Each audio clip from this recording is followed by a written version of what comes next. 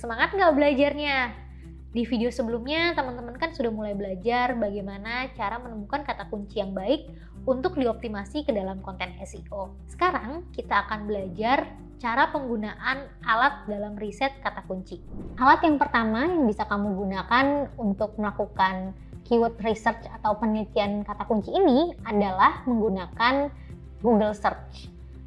Jadi, untuk fitur ini, Google membaginya menjadi 3 jenis, yaitu fitur autocomplete, people also ask, dan juga research related to. Masing-masing dari fitur ini memberikan tampilan yang berbeda-beda. Contohnya untuk fitur autocomplete, biasanya ketika kita mengetik sesuatu di Google, pasti Google akan mulai menyarankan kata-kata yang berkaitan dengan kata yang pertama kali kita ketik. Contohnya, jika kita mengetik jasa SEO, maka Google juga akan merekomendasikan keyword seperti jasa SEO website, jasa SEO YouTube, jasa SEO adalah, dan lain-lain.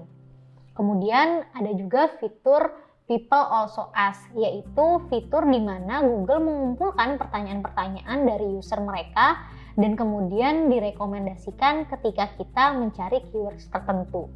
Contohnya, ketika kita mencari keywords jasa SEO, maka Google akan menyarankan pertanyaan-pertanyaan yang banyak masuk di mesin pencarian terkait keyword jasa SEO. Seperti dalam fitur ini, banyak orang yang bertanya mengenai berapa harga jasa SEO, lalu apakah jasa SEO, dan bagaimana cara membuat SEO. Selanjutnya ada juga fitur search related to. Fitur ini ada di paling bawah halaman mesin pencarian Google. Contohnya, misalnya ketika kamu mengetik sebuah keyword di halaman mesin pencarian, lalu kamu scroll ke bawah, maka kamu akan menemukan fitur related to ini. Contohnya, untuk keywords yang terkait dengan jasa SEO, maka penelusuran yang berhubungan dengan keyword tersebut antara lain adalah jasa SEO Jakarta, jasa SEO WordPress, dan lain sebagainya. Di sini Google mengumpulkan berbagai keywords yang memang berkaitan dengan keywords utama yang kita cari.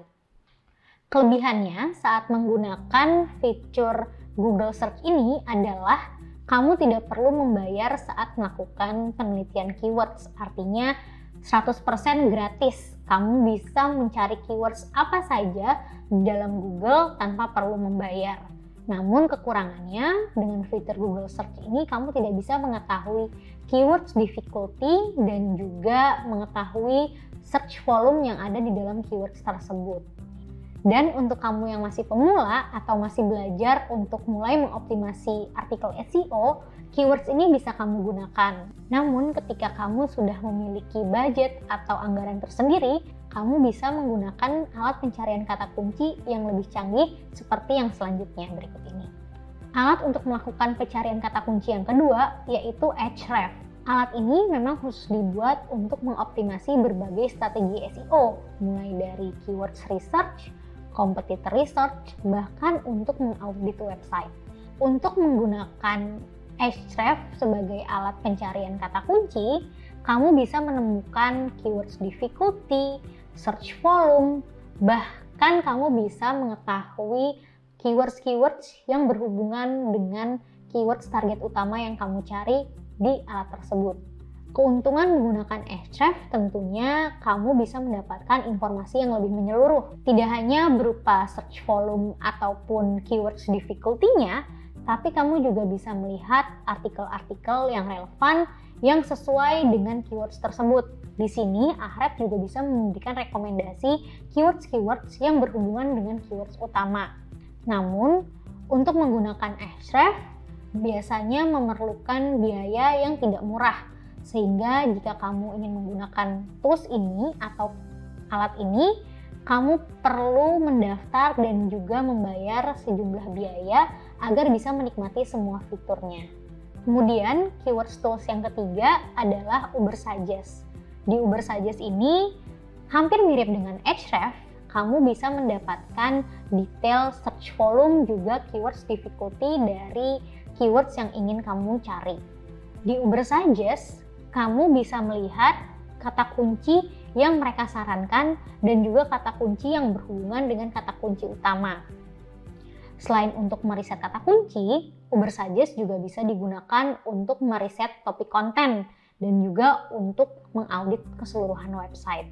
Keunggulan menggunakan Ubersuggest yang pertama tentunya adalah kamu bisa mendapatkan search volume, juga keywords difficulty, dan juga keywords yang berhubungan dengan keywords utama.